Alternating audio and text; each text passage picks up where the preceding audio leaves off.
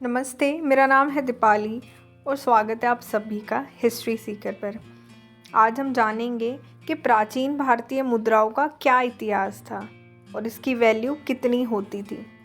तो चलिए शुरू करते हैं। फूटी कौड़ी, धेला, दमड़ी, पाई और पैसा ये भारतीय सिक्कों की ऐसी इकाइयां हैं जो कि बहुत पहले ही चलन से बाहर हो गई। वर्तमान पीढ़ी के बच्चों ने तो इन सिक्कों को शायद कभी नहीं देखा होगा। इसी बात को ध्यान में रखते हुए आज मैं ये वीडियो लेकर आई हूँ, जिसमें ये भी हम जानेंगे कि सिक्के की वैल्यू क्या और कितनी होती थी। मनुष्य के बहुत से आविष्कारों में से एक है रुपये या मुद्रा का आविष्कार। इस अकेले आविष्कार ने ही पूरी दुनिया का नक्शा बदल दिया। रुपये के विकास ने न केवल पूरी दुनिया में आर्थिक और सामाजिक तंत्रों का विकास किया है, बल्कि लोगों के जीने के तरीकों को ही बदल दिया।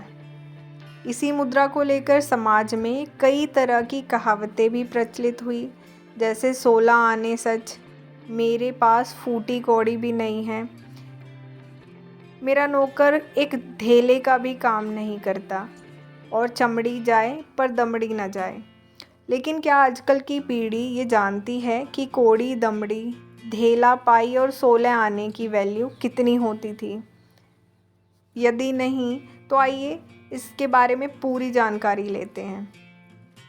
मानव सभ्यता के विकास के प्रारंभिक चरण में वस्तु विनिमय, यानी कि किसी एक वस्तु के बदले दूसरी वस्तु का लेना या देना होता था। लेकिन बाद में लोगों की ज़रूरतें बढ़ी और वस्तु विनिमय से कठिनाइयाँ पैदा होने लगी, जिसके कारण कौड़ियों से व्यापार आरंभ हुआ, जो कि बाद में सिक्कों में बदल गया। वर्तमान में जो रुपया चलता है, दरअसल ये कई सालों के बाद रुपया बना।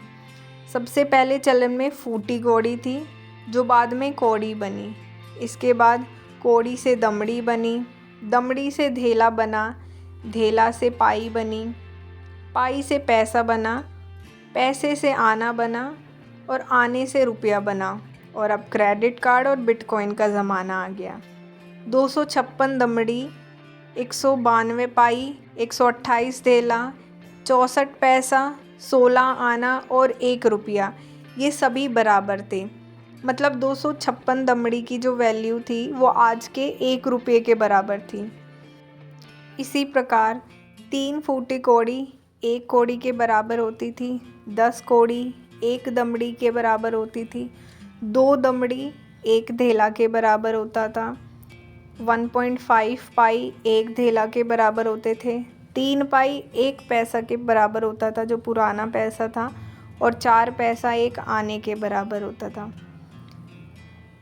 16 आना 1 रुपये के बराबर होता था और 1 रुपया 100 पैसे के बराबर होता था।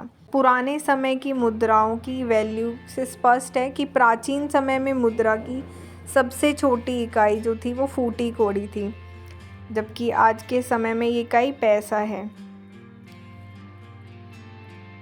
तो ये थी हमारी आज की वीडियो। आई होप आपको ये वीडियो अच्छी लगी हो।